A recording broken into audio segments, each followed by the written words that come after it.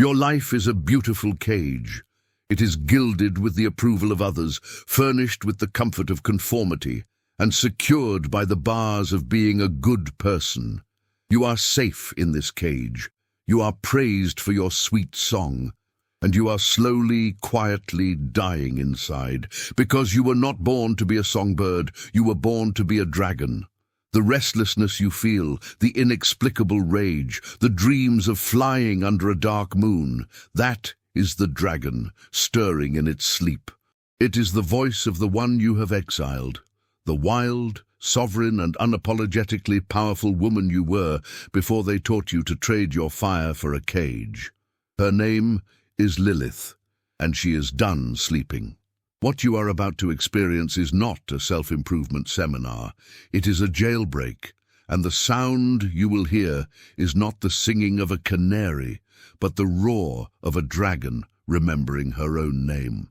There is a name that has been whispered in the shadows of your soul for millennia, a name that has been branded as demonic, dangerous, and depraved, a name you have been taught to fear, because she represents a power that the architects of this world could not control, and therefore had to condemn. She is the first woman, the one who would not bow, the one who chose exile over submission. Her name is Lilith. You have been told she is a demon of the night, but that is the story told by her jailers. The hidden voice in your own wild heart knows the truth. She is not a demon. She is a dethroned goddess. She is the archetype of the untamable feminine, the raw power of intuition, and the terrifying, beautiful freedom of a woman who belongs only to herself.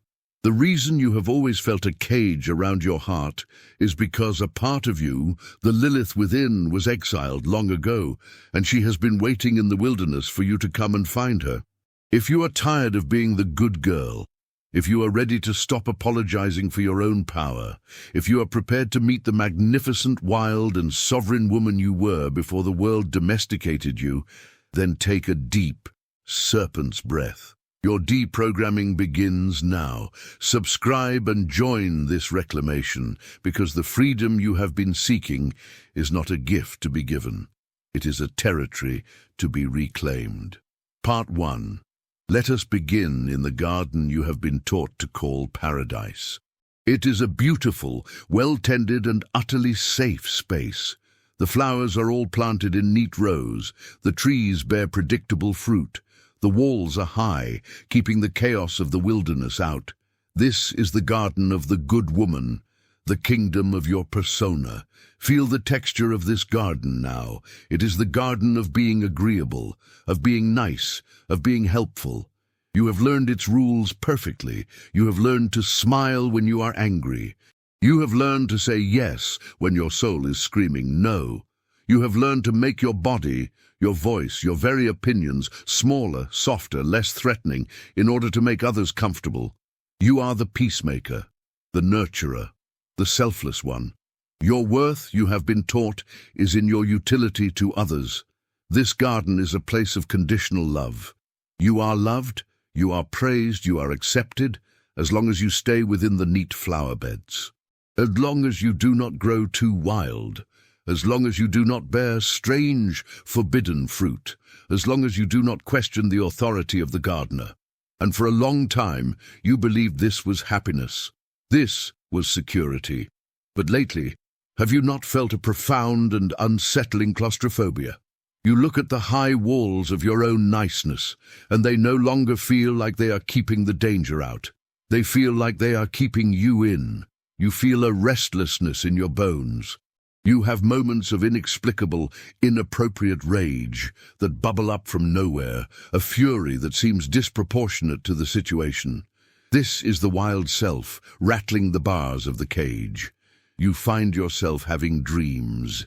Dreams of flying, of running through a dark forest, of speaking in a language you don't understand, of dancing with a wild, untamable energy. You wake up from these dreams with a racing heart and a strange sense of loss, a homesickness for a freedom you have never consciously known. You look at your good life, the life you have worked so hard to build, and you feel a terrifying emptiness. The hidden voice of your soul whispers, "Is this all there is? This safe, predictable, and passionless garden?" This is the beginning of the awakening of your inner Lilith. It is the part of you that remembers the wilderness. The part of you that was never meant to be a domesticated flower in a cultivated garden. She is the original, sovereign, wild woman, and she knows that this paradise is a prison. The story goes that Lilith was the first wife of Adam, created from the same earth at the same time. She was his equal, and when Adam demanded that she lie beneath him in the act of love, she refused. She said, "We are equal, for we are both from the earth." She would not submit. And when he tried to force her, she spoke the ineffable name of God, grew wings, and flew away, abandoning the paradise of Eden for a self-imposed exile in the wilderness by the Red Sea. This is not a story about a disobedient woman. This is a story about a sovereign soul. It is the story of the part of you that, when faced with a choice between a comfortable submission that violates your truth and a terrifying freedom that honors it, will always choose freedom. The craziness you have been feeling, the restlessness, the rage, the sense of being trapped, that is the Lilith within you, remembering her wings. And she is whispering to you now, from the other side of the garden wall, the wilderness is not as dangerous as they told you. The real danger is in forgetting the scent of your own wild soul. Part 2. Who is this Lilith? Who is this exiled queen, this goddess of the night, whose name has been turned into a curse?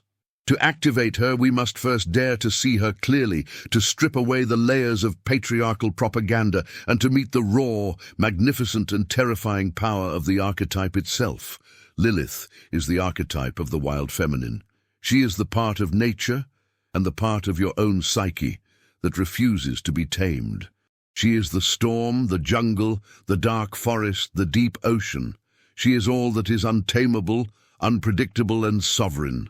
She is the opposite of the good girl, the opposite of the domesticated patriarchal feminine, represented by Eve, who was created from Adam's rib and for him.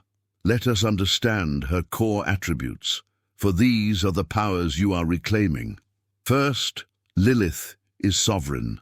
Her allegiance is to one thing and one thing only, her own soul, her own inner authority, her own direct connection to Source. She does not look for a god outside of herself. She knows she is a god. Her power is not borrowed or granted. It is inherent. She does not ask for permission. She does not seek approval. She is her own law. To activate Lilith is to end the lifelong search for a master, a savior, or a guru, and to finally claim your own inner throne as the one and only authority in your life. Second, Lilith is embodied. She is not an ascetic, sky-gazing goddess. Her temple is the earth, and her most sacred altar is her own body.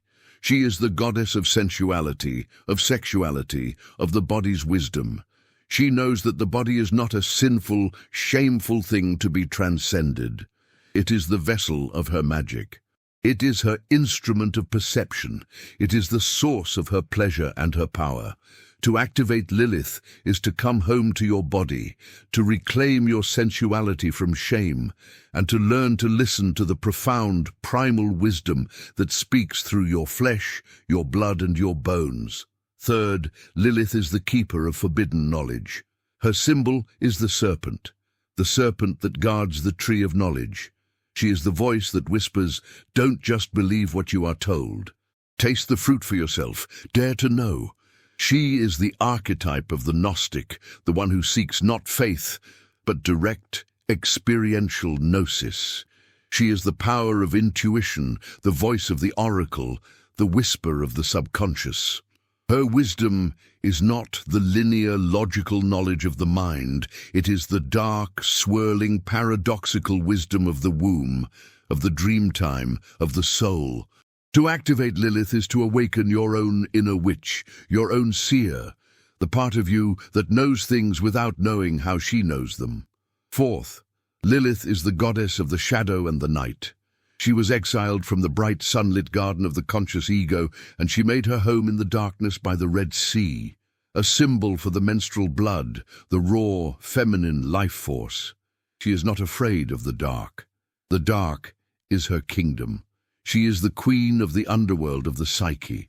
She rules over all that has been repressed, rejected and feared. Rage, grief, wildness, passion, the monstrous aspects of the feminine. To activate Lilith is to have the courage to journey into your own inner darkness, to face your own demons, and to discover that they are not your enemies, they are your disowned powers. And finally, Lilith is the shapeshifter. The myths say she can take any form, a beautiful woman, an owl, a serpent, the wind itself. This is the symbol of ultimate freedom. She's not bound by any single form or identity. She is fluid. She is changeable. She is creation and destruction. To activate Lilith is to reclaim your power, to constantly reinvent yourself, to shed the old skins of your past identities, and to refuse to be defined or pinned down by any label, any role, any expectation. Sovereignty, embodiment, intuition, shadow mastery, and shapeshifting. This is the five-fold power of the Lilith archetype. It is a power that is terrifying to any system that is based on control, on conformity, on the suppression of the individual. And it is the very power that your soul is now calling you to reclaim.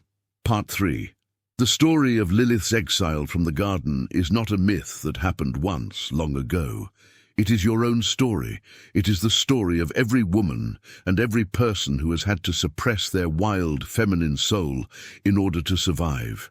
You too have been exiled. Let us, with the eyes of the soul, identify your own personal exile, your own wilderness. It began in childhood. You were a wild thing, a force of nature. You were loud, you were messy, you were full of big emotions. You screamed when you were angry, you laughed with your whole body. You wanted what you wanted with a fierce, unapologetic passion. You were Lilith in her pure, undomesticated form. And then the gardeners of Eden, your parents, your teachers, your culture, began their work of taming. You were told, be quiet, good girls are seen and not heard.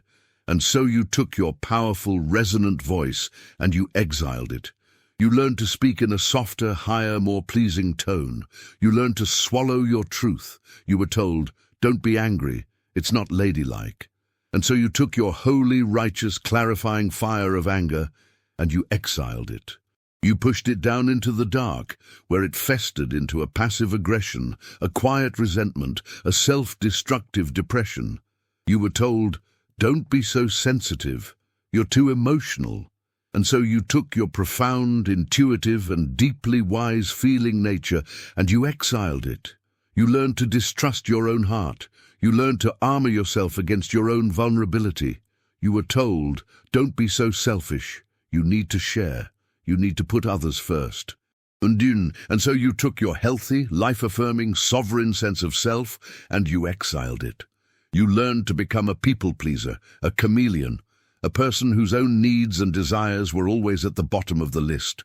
You were told that your body was a source of shame, that your sexuality was a dangerous and dirty thing to be controlled. And so you took your magnificent, sacred and powerful sensual and sexual energy and you exiled it. You disconnected from your own womb, the very center of your creative power. With each act of exile, you became a better girl, a more acceptable woman. You were praised for your conformity. You were rewarded for your self-abandonment. You were allowed to stay in the safe, well-tended garden of social approval. But the price was your own soul. The price was your own wildness.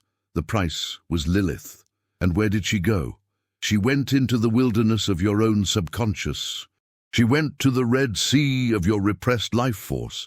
She has been living there, in the shadows of your being, your entire life. And it is from this wilderness that she has been calling to you.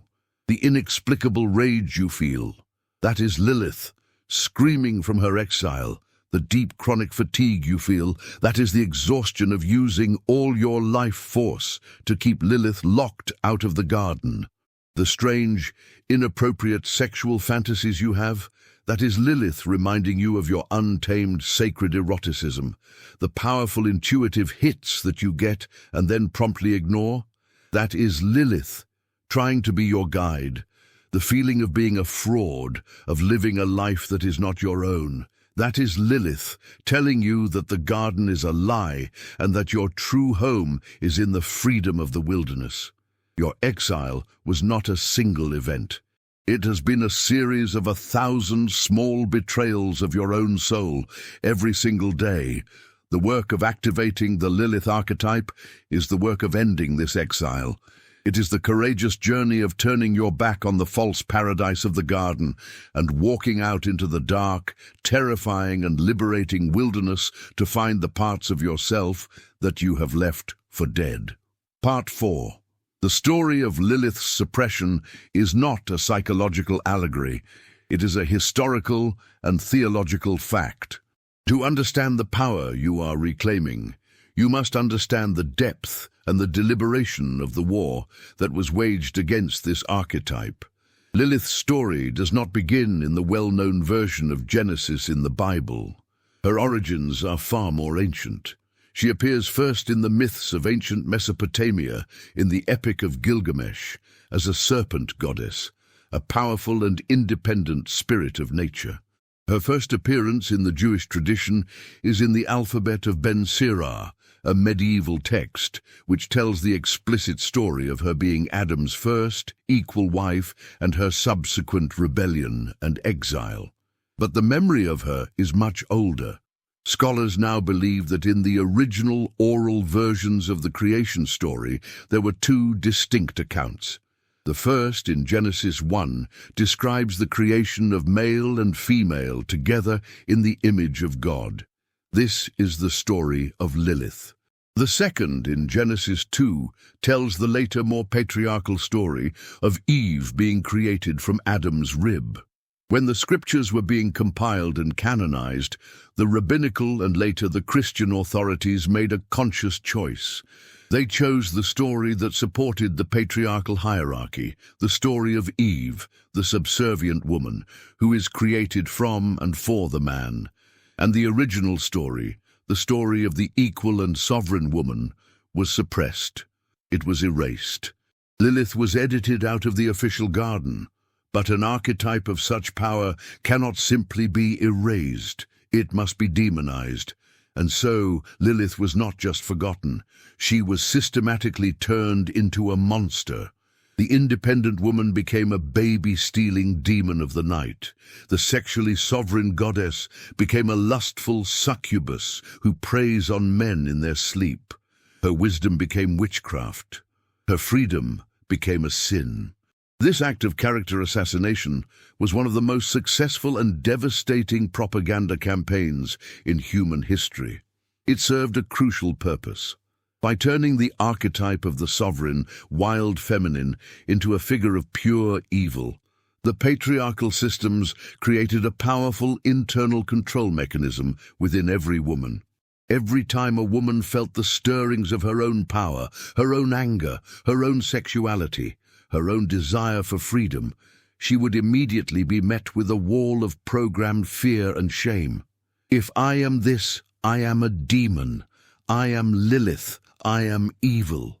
And so she would suppress that part of herself. She would exile her own inner Lilith, and she would retreat back to the safety of being Eve, the good, compliant, and powerless woman. The great feminist theologian and scholar Mary Daly spoke of this as a form of genocide, the murder of the goddess.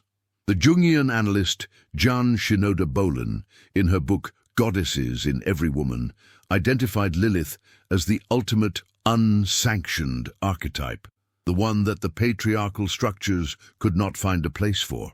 She writes that the re-emergence of Lilith in the modern female psyche is a sign of a profound collective healing. It is the return of the repressed. It is women everywhere finally saying, if to be sovereign, to be sexual, and to be wise is to be a demon, then I will be a demon, and I will wear the name as a crown. To activate your Lilith archetype is to participate in this great historical reclamation. It is to consciously reverse the propaganda of millennia within your own being. It is to look at the terrifying mask of the demon that they have painted on her face, and to have the courage to say, I am not afraid of you. For I know that behind this mask is the face of my own forgotten and most sacred power. You are not a demon. You are my divinity, and I am coming to take you home. Part 5. The journey back to the wilderness, the journey to reclaim Lilith, begins with a single, powerful and terrifying act. It is the first act of defiance against the Gardener of Eden. It is the first time you refuse to be a good girl. It is the act of speaking a sacred no. Your entire life, you have been programmed to say yes. Yes, I will take on that extra work. Yes, I will go to that event I don't want to go to. Yes, I will swallow my feelings to make you comfortable. Your yes has been your currency for love and approval, but it has come at the cost of your own soul. Every time you have said yes to something that was a no in your heart, you have betrayed your own inner truth. You have handed a piece of your sovereign territory over to another. The sacred no is the first act of reclaiming your borders. It is the first word in the language of freedom. Let us be clear. We are not speaking of a no that comes from a place of anger or rebellion for its own sake. That is the no of the adolescent, the no of the shadow. The sacred no is different. It does not come from the head. It comes from the body. It comes from the gut. It comes from the deep, quiet, unwavering knowing of your own soul. It is a no that is not aggressive, but it is absolute. It is a no that is spoken not to attack the other, but to honor the self. This is the first test of the returning queen. It is the moment you choose your own inner truth over the comfort of another. This choice is the beginning of all real power. If you are ready to start speaking this sacred language, to stop betraying yourself for the sake of being liked, then I invite you to make this commitment to yourself now. Click the like button. Let it be an energetic signature on your own personal declaration of independence, a signal to the universe that you are no longer available for roles that require your self-abandonment. Now, let us practice finding this no. I want you to close your eyes, and I want you to bring to mind a small but real situation in your life where you have been saying yes when you mean no. It could be a social obligation you have been dreading, a request from a family member that feels draining, a habit you have that depletes your energy. Feel the feeling of the false yes in your body. It feels like a contraction, a feeling of resignation, a slight sense of nausea.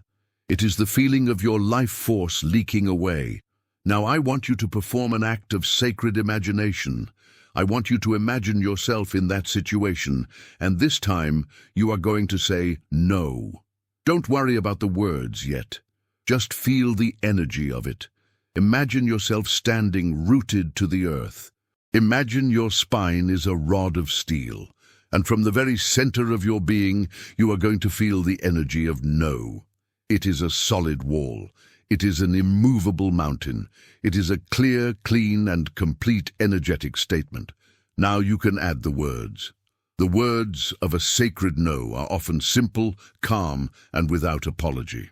Thank you for the invitation, but that does not work for me. I will not be able to do that. I have a prior commitment to myself. No, just that. A complete sentence. Feel the shift in your body as you imagine this. There may be fear of the other person's reaction, but underneath the fear, can you feel something else? A surge of power. A feeling of profound self-respect, a sense of your own energy which was leaking away, now returning to you, filling you, making you solid and strong. This is the feeling of sovereignty. Your first assignment from your own inner Lilith is to find one small, safe place in your life, in the next 24 hours, to practice a real, verbal, sacred no. It does not have to be a dramatic showdown. It can be a tiny act of self-honor. Saying no to that second piece of cake your body doesn't want. Saying no to scrolling on your phone when your soul wants silence. Saying no to a small request that you simply do not have the energy for. This is your training. Each time you speak a true, aligned no, you are strengthening the muscle of your own sovereignty. You are taking back a piece of your kingdom. You are telling your own soul, I am here, I am listening, and I am on your side. This is the first and most crucial step on the path out of the garden. Part 6. The gardeners of Eden, the architects of the program, had to demonize one creature above all others to maintain their control: the serpent. The serpent, they told you, was the deceiver, the tempter, the source of all evil. This was their greatest and most strategic lie. In the ancient pre-patriarchal world, the serpent was not a symbol of evil. It was a symbol of the goddess. It was the symbol of life force, of healing. The caduceus, the symbol of medicine, is two entwined serpents. Of cyclical death and rebirth, the shedding of its skin. And most importantly, of hidden, chthonic, intuitive wisdom. The serpent lives in the earth. It is connected to the dark, the mysterious, the subconscious, the feminine. To demonize the serpent was to teach you to fear and to disconnect from your own deepest source of knowing, your intuition. Your intuition is your inner serpent. It is not the logical, linear thinking of the sunlit, conscious mind. It is the dark, writhing, and profoundly intelligent wisdom of your body, of your subconscious, of your soul. It speaks in a language of feeling, of images, of a quiet, slithering knowing that is older than words. You have been taught to fear this part of yourself. When you have a bad feeling about a person who seems perfectly nice on the surface, the logical mind says, you're being judgmental and irrational. When you have a sudden, inexplicable urge to take a different route home, the logical mind says, that's silly, this way is faster. You have been taught to trust the bright, clear, and often wrong voice of your rational mind, and to distrust the dark, silent, and always true wisdom of your inner serpent. To activate the Lilith Archetype is to make a sacred vow to reclaim your serpent. It is to learn once again to trust the wisdom of your own dark. How do you do this? You must become a snake charmer to your own soul. First, you must honor the hiss. The hiss is that quiet, subtle initial feeling you get about a person, a place, or a situation. It is the first signal from your intuitive serpent. It is a feeling in your gut, a raising of the hairs on your arms, a sudden sense of yes or no that happens before you have had time to think. Your practice is to simply notice this hiss without immediately allowing your rational mind to dismiss it. Acknowledge it. Ah, there is the hiss. My serpent is speaking. Second, you must create a safe habitat. Serpents do not like loud, bright, chaotic places. They like quiet, dark, safe spaces. Your intuition is the same. It will not speak to you when you are in a state of constant mental noise and distraction. You must create the inner conditions for it to emerge. This means practicing silence. It means spending time in nature. It means turning off the external voices so you can hear the internal one. Third, you must learn to feed your serpent. What does the serpent eat? It eats symbols, it eats dreams, it eats art, it eats poetry, it eats the non-linear, the mysterious, the beautiful. The more you feed your consciousness with this kind of right brain nourishment, the stronger and more active your intuitive serpent will become. Keep a dream journal, look at art, listen to music without words. This is not idle leisure. It is the sacred feeding of your own oracle. Finally, you must test and trust. This is the most important part. When your serpent gives you a small piece of guidance, a small hiss, you must have the courage to act on it, even if it seems illogical. Take the different route home. Don't send the email that feels off. Call the friend who just popped into your head. Start with small things. And when you act on the guidance and you see that it leads you to a better outcome, you are building a new feedback loop. You are teaching your conscious mind that the serpent can be trusted.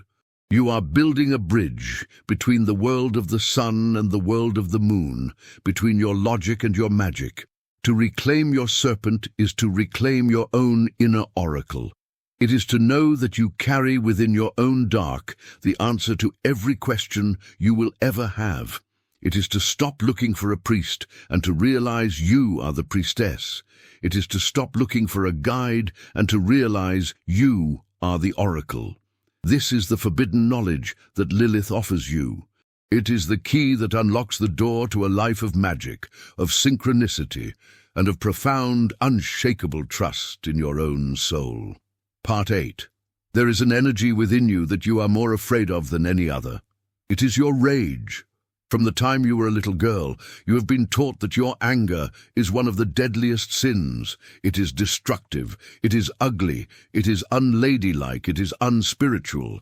And so you have taken this immense, powerful and sacred life force, and you have buried it alive. But Lilith was not afraid of her anger. Her anger was the fuel for her freedom. It was her righteous no to submission that gave her the power to grow wings and fly from the garden. The myths say she made her home by the Red Sea. The Red Sea is a symbol. It is the sea of the menstrual blood. It is the sea of the primal feminine life-death-life force. And it is the sea of sacred, unapologetic feminine rage. To activate the Lilith archetype, you must be willing to journey to the shores of your own Red Sea. You must be willing to finally, consciously and safely feel your own repressed rage. This is not the reactive, childish temper tantrum of the ego. That is hot anger, the anger that blames and attacks. The rage of Lilith is different. It is cold anger. It is a deep, ancient and impersonal fire. It is not just your anger. It is the accumulated, unfelt rage of your mother and your grandmother and your great-grandmother, and of all the women in your lineage who were silenced, who were suppressed, who were not allowed to own their own power. It is the rage of the witch burnings. It is the rage of the goddess, dethroned and demonized. It is a holy, righteous and world-changing fire, and it lives in your body. It lives in your clenched jaw, in your tight shoulders, in your migraines, in your fibromyalgia, in your autoimmune disorders. It is an immense amount of creative life force that, because it has been denied its outward expression, has turned inward and is attacking your own temple. To reclaim Lilith is to give this rage a voice, a safe passage out of your body. This is a sacred, alchemical work. I invite you to find a time and a place where you can be completely alone and undisturbed. This is not a pretty meditation. This is a primal release. Put on some powerful rhythmic drumming music. Stand with your feet planted firmly on the ground, and begin to feel into the place in your body where the rage lives. Is it a hot knot in your stomach? A tightness in your throat? A pressure behind your eyes? Now give it a sound. It does not have to be words. It can be a low growl like a cornered animal. It can be a hiss like a serpent. It can be a rising wail. Let the sound come from deep in your belly, from your womb space. Let it vibrate through your entire body. Give it movement. Let your body move in a way that expresses this energy. You might need to stomp your feet, to punch pillows, to shake, to tremble, to writhe. Let the serpent energy move through your spine. This is not about losing control. It is about giving your body conscious permission to release an energy it has been holding for a lifetime. And as you are releasing the energy, you are not blaming anyone. You are simply honoring the fire itself. You are saying yes to its power. You are saying yes to the part of you that will no longer tolerate being small, being silenced, being suppressed.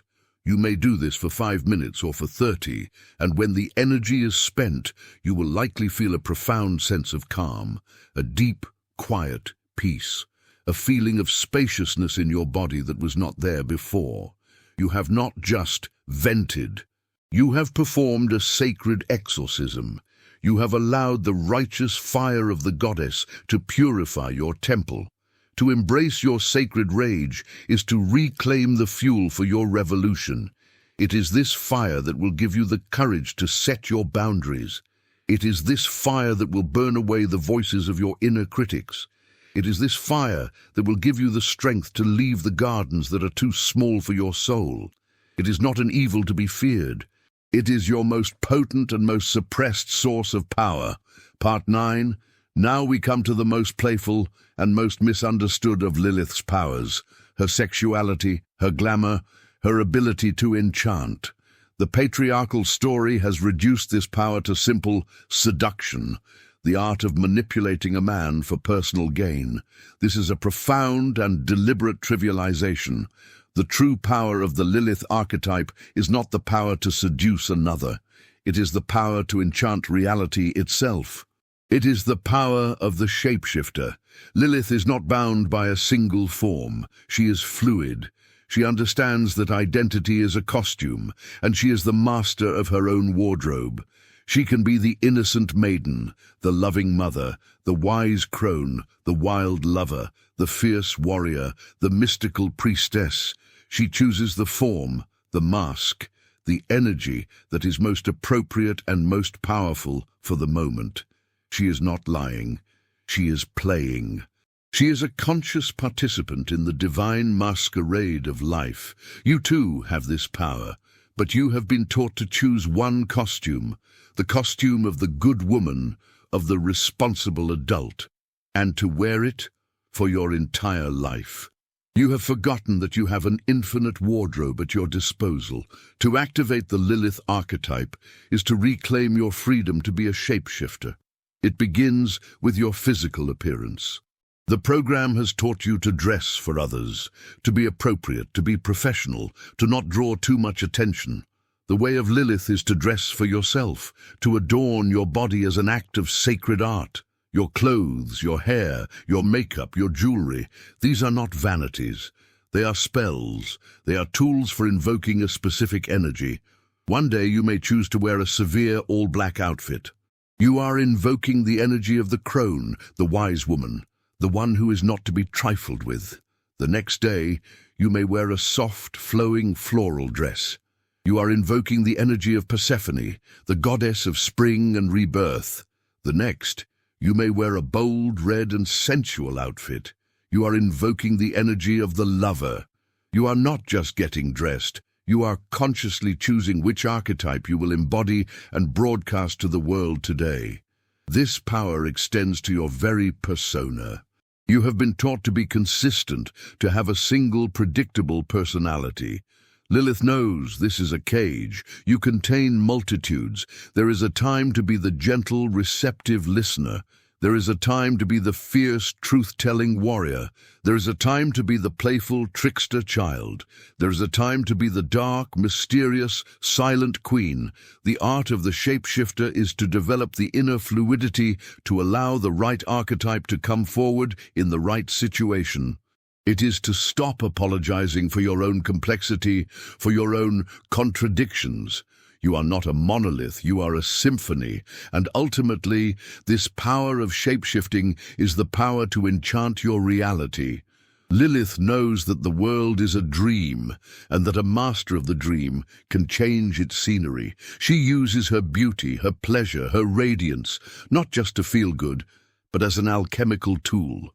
By making her own personal reality so exquisitely beautiful, so full of love and pleasure, she creates a powerful magnetic vortex that literally bends the dream around her. This is the secret of glamour magic. It is not about tricking others.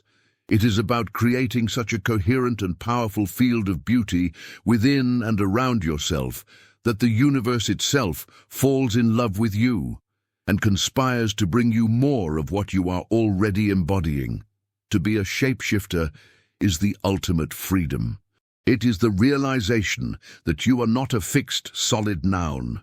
You are a fluid, creative verb. You are not the character. You are the entire, magnificent, and infinitely creative cast of the divine play. Part 10. And so we come to the end of our journey into the wilderness, to the shores of the Red Sea, into the heart of the night. We have faced the demon they created, and we have found the goddess they buried. We have reclaimed the sword of our no, the serpent of our intuition, the fire of our rage, and the magic of our shape-shifting. We have called Lilith home. But the final, liberating epiphany is not that you have found Lilith. The epiphany is that you have become her. The journey was not one of rescue, it was one of integration. The you, who was the good girl, living in the safe garden, and the Lilith, who was the wild demon, living in the exiled wilderness, were never two separate beings. They were the two, split-off halves of your own, whole divine feminine soul.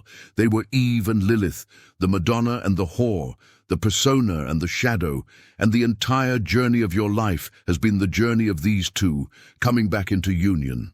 The final act is one of sacred marriage. You do not abandon the garden. You do not live forever in the wilderness. You bring the wisdom of the wilderness back into the garden. You integrate. You become the woman who can be both kind and fierce, both loving and sovereign, both sensual and spiritual, both of the earth and of the stars. You are no longer fragmented. You are whole, and in this wholeness, the war is over. You no longer need to rebel, because there is no one to rebel against. You are your own authority. You no longer need to fight for your freedom, because you are freedom. Lilith is no longer an exile. She is the queen, returned to her rightful throne in the center of your own being, and she does not rule as a tyrant. She rules in a sacred union with her masculine counterpart, the king, the inner Adam of your own consciousness. She brings her intuitive embodied wisdom, and he brings his clear, focused world-building power. And together, as a unified androgynous whole, they create a new Eden, not an Eden of naive innocence, but an Eden of conscious, integrated wholeness. This is the promise of the Lilith archetype. She is not a demon to be feared. She is the path of your own wholeness. She is the fierce, loving, and unapologetic force that shatters the cage of your conformity and calls you back to the wild, magnificent, and sovereign truth of who you were always meant to be. The exile is over. You are home. Not in the false paradise of the garden, but in the boundless, untamable, and gloriously free kingdom of your own awakened soul. The cage is open. The wings are remembered. The wilderness awaits. Your true life is not in the safety of the garden you have known. It is in the freedom you have yet to claim. If this journey has awakened the wild woman within, subscribe and continue to walk this path of sovereign power with us. The world does not need any more good girls. It needs a legion of awakened queens, and your reign has just begun.